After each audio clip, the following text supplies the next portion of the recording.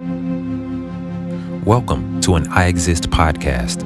Our entire mission can be summed up in one phrase: becoming all that we are.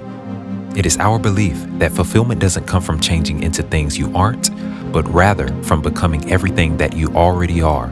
And ultimately, we're here to press and empower you to lead lives that are full of fulfillment.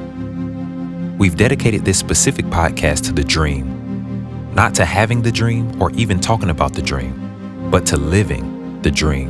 The reality is that there's a stark difference between having a dream and manifesting one. Here you'll gain insight and wisdom keys directly from some of the water walkers of our generation, dream practitioners, those who have decided to tread paths where there were none, to step out into only what they could see. Come take a peek into the minds of some who, from within, create our world's most magnificent realities. I'm the creator and host, Brian Farr, and this is the Living the Dream podcast. All right, welcome to the 18th episode of Living the Dream, the podcast. I am your host, Brian Farr. I want to thank you, if you are a regular listener, for continuing to listen, for returning and listening to each podcast. If this is your first time listening, again, I want to welcome you and say I appreciate you for checking us out. Before we get started today, I just want to plug one thing. Some episodes ago, I was telling you all that I was going to make a coaching program available, and I want to let you know that it is available now at becomingallthatweare.com. If you go to the store or the coaching/counsel page, you'll see the program available there. It's called the Start Fresh program. I believe that now is such an opportune time for us as people to fall in line with the exact thing that we've been seeing happen in our world globally. We're seeing this on an economic level, an environmental level, and even a social level. We're seeing the world literally reboot itself right in front of our eyes. And rather than fight that wave of change, I believe we should actually ride that wave and also let this be a fresh start in our own lives. Everything is doing it around us. I believe this is the most opportune time to do the same, to get ourselves on track with the dream, to restart, refresh, reinvent in our families, personal lives, for our legacy, all of that. So what I want to do through the one-to-one coaching program I've called the Start Fresh program is to give you all the tools you need to begin to make a fresh start during this time, to become pandemic proof as a person, again, as a family. It is a mentoring and educational concentrate. You won't find a better way to begin your fresh start. Again, it is a one-to-one coaching program where you'll be coached directly by me. I also have put a lot of information on the website. At the bottom of any page you go to, it'll say why coaching with the question mark, because it's literally asking the question. And on that page, you'll find the many reasons why one-to-one coaching or coaching in general is the appropriate answer for your fresh start. Go check it out, even while you're listening, so that you can begin your fresh start today. I've also included a quarantine conscious pandemic pricing for an entry-level coaching program. It's actually on sale now that is just as potent as every other option, just working within a smaller time frame. But believe me, it'll be well worth your time and your personal investment into yourself. Also, I want to say this too. Lastly, before we get started, that I've set up a program in which every time you dedicate investment monetarily through our website to yourself, I've started what's called the Give Back program, in which I'll take 15% of whatever investment that is and use it to give back to communities that need it, just as an added bonus for you deciding to better yourself. All right, so again, go check that out and let's go ahead and jump straight into this conversation. So on last week, I talked with you all about how important productivity, or being fruitful is to your actual fulfillment. Being still or inactive is actually a detriment to your dream. And so again, as stated last week, it's very vital for you to understand that your productivity is essential in you beginning to live your dream.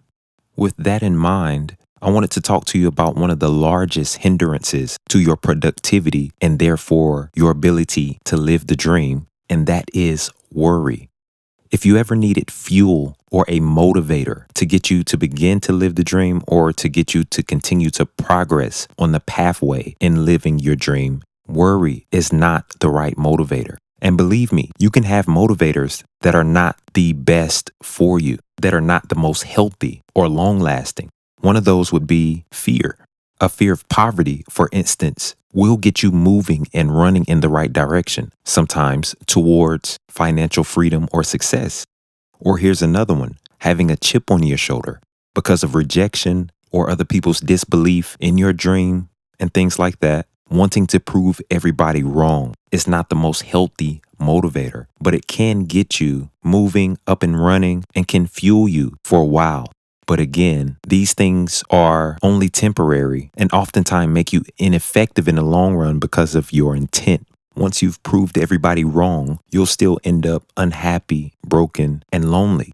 Once you've realized financial freedom from running from poverty and you no longer have that as fuel because you've met a certain goal, maybe. And for some, the motivation, the ambition to continue to press and squeeze every bit of potential out of you can be gone with the absence of a fear that could only take you so far.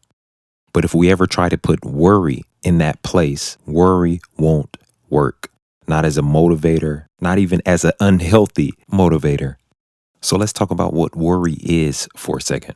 Now, I've already talked about fear and how unhealthy it is, even if you can get it to work for you towards your dream by fearing certain things that were already a negative outcome in your life. Even then, it will still not be the most healthy motivator. But what I didn't mention was that for most people, fear isn't even a unhealthy motivator pushing them towards their dream. It's actually what inhibits them. You know, fear of failure, so you don't even try, fear of what others think, fear of standing out, fear of rejection. All of those fears and a lot more are normally what actually hold people back.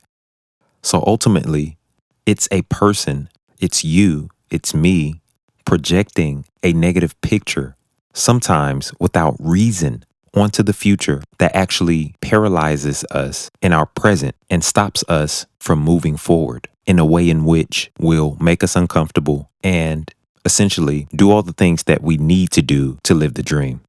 What those fears create is anxiety. And what worry is the constant bombarding of those thoughts. It's a barrage of negative thoughts of negative outcomes attacking our mind that we created. It's tormenting ourselves, again, with the constant negative outcomes in the form of visual thoughts many times that keep us from moving in the right direction. So hopefully it's clear to see by definition alone why worry will not work as a motivator. It is the exact opposite, antithesis of any motivation that could lead you to begin to live your dream.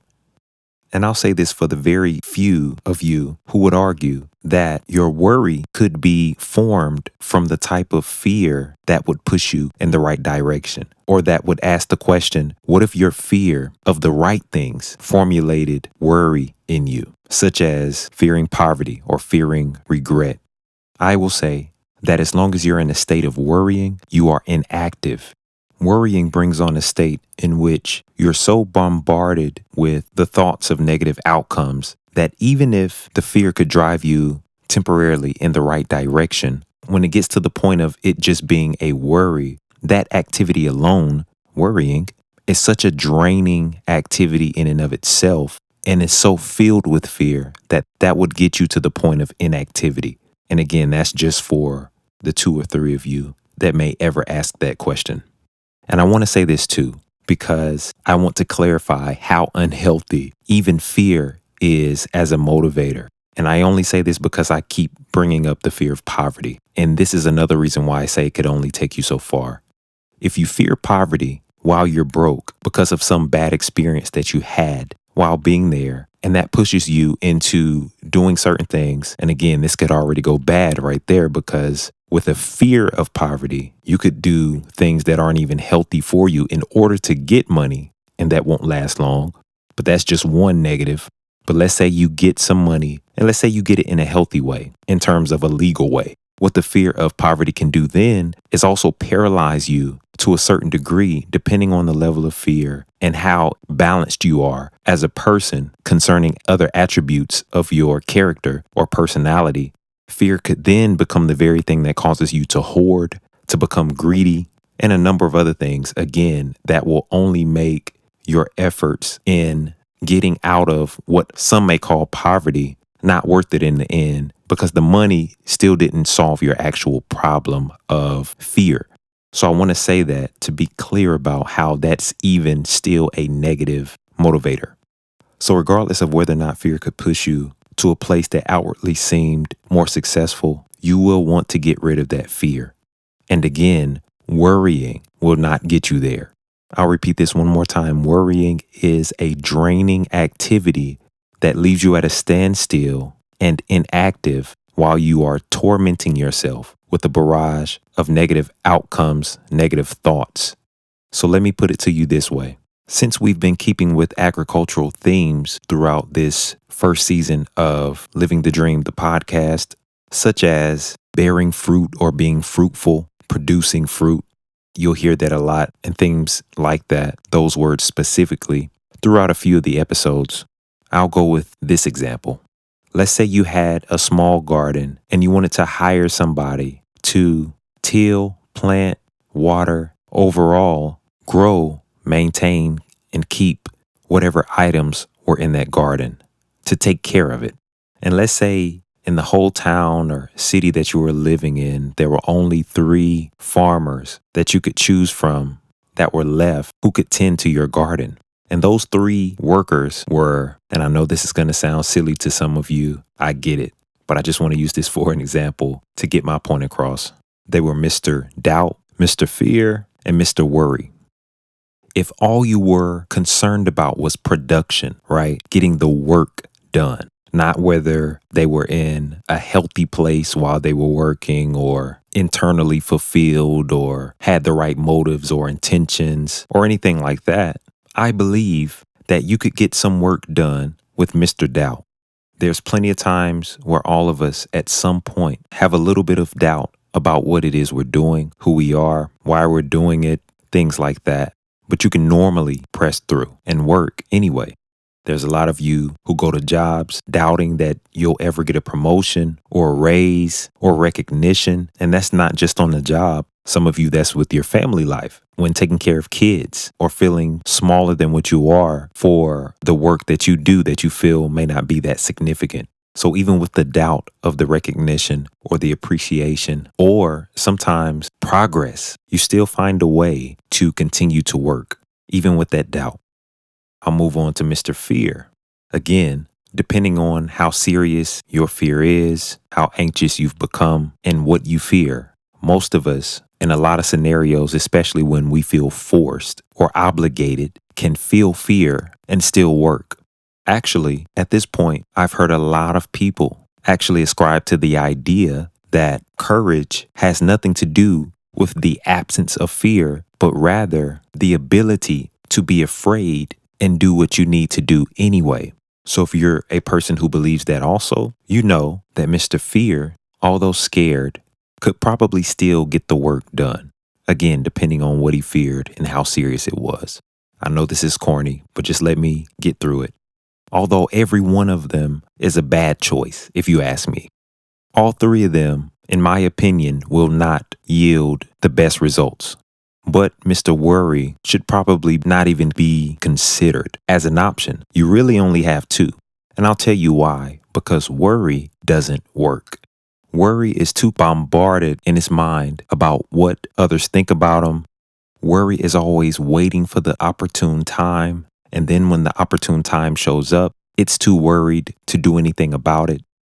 Worry torments itself with every excuse known to man to keep itself still and not progressing or working. There's a reason why we aren't supposed to worry about tomorrow. And that's because if we're worried about tomorrow, we won't do what we need to today. And that will always sabotage tomorrow. And let's be a little bit more clear about that one aspect of Mr. Worry. Let's say you personally were afraid to use the money that you're getting from your job on a weekly basis to start a business, which is what you really want to do. But because you're worried about not being able to pay the bills that you've incurred, you never do it. And you're waiting for an opportune time in the future when you come across some money or something happens that will allow you to have enough to invest and live. Well, let's say you get contacted by the IRS and they say to you that for whatever reason, you've been overtaxed for the last 4 years and you receive a lump sum of money much larger than you thought this year. The problem is that the same worry that would not allow you to figure out a way to either put something aside or be bold enough to make an investment out of what you've been getting the entire time before the tax increase happened is going to be the same worry and is the same worry that talks you out of taking that lump sum and investing it into the business that you've always wanted to start, even though you have clearly no excuse except whichever ones you're creating in the form of negative outcomes on your future if you do not hold on to that money and use it for more quote unquote reasonable or sensible things. Mr. Worry is paralyzed from taking any abnormal risks. Mr. Worry is so concerned about failure that he would rather stay idle than to make any progress. And while we're on the subject, that's the problem with Mr. Worry when it comes down to the idea of saving something for a rainy day. Mr. Worry is so bogged down with things like the fear of failure and fear of it not being the right time and fear of the future that Mr. Worry does not invest today in order to protect himself for the rainy day. So by the time the rainy day gets there, Mr. Worry is underprepared or unprepared because of a lack of action due to the propensity to worry. So I don't want to bore you with any more examples of Mr. Worry, but I hope it's clear to you why he should not even be a choice when it comes down to your garden, because worry does not work. And without work, without productivity, without production, there is no living your dream. There is no fulfillment. There is no fruitfulness. Worry cannot assist you in growing your garden of fulfillment. It cannot assist you in building your dream. Worry does not work. It prevents you from doing everything you need to do, from building what you need to build, from starting to invest. There's never a right time for worry. There's never a right season. Worry spends all of its time sitting around hoping and praying for things that you can solve. But I love what a guy by the name of Grant Cardone said, and I think this was not too long ago, but he said that most people spend a lot of time praying for things that they want and things like that. But as a show of his faith, he said his actions are his prayers. And I thought that's a very revelatory thing to say. And I don't know any other way to get rid of worry than to build your faith. And to do that, you need to get knowledgeable about who you are, about your source. You need to get yourself healthy, spiritually knowledgeable concerning all of that. You can be built up by others in terms of their testimony or their experience, their journey, their knowledge can build your faith. Hearing about what they were able to overcome, how they did it, the great lengths they had to go, and the large barriers that they had to overcome and had the power to do so the entire time. That in and of itself can build your faith, because if they can, you can. Thirdly, I would say your action will build your faith. And this goes back to what I believe Grant was saying. I can tell you that one way that I've been able to become confident enough to believe in myself, no matter who does or who doesn't, close to me or not, is by pure trial and error. Here's what I mean by that. I was defiant enough to test out what somebody said I could not be. So when somebody told me I will be nothing without them, or that I'm lesser by myself, that I was nowhere on the totem pole or on the social ladder, which I have been told those things, I was too much of a rebel to just believe that. I had to go taste, I had to go see for myself. And what I discovered along the way of me taking sometimes dramatic or massive action was that they were wrong. And that built up the confidence in myself over time to not worry about certain things. Always knew I'd be taken care of because I always was, no matter how much I was broke. And I could go into a whole story, But you should honestly just go get my book and read a lot of it. It's called A New Home, and it's also on the website becomingallthatweare.com. But through specific actions that I would take in spite of what my world was telling me around me, I was able to kill off certain fears and ideas that would normally keep a person idle. So I say all that to you to say, get rid of the worry. Worrying about tomorrow, especially in these times, will not solve anything. The more you are sitting things aside and becoming idle and waiting around and not taking action, the more you are missing out on a very opportune time to build yourself, your family, your legacy, to build your dream, to begin to live your dream. You're missing out on the opportunity to live your dream by worrying about tomorrow. And this is not the time to worry about tomorrow. This is the time for massive movement, for massive action. Take the steps that you need to begin to live your dream today. I took all that time to say that, but I mean it.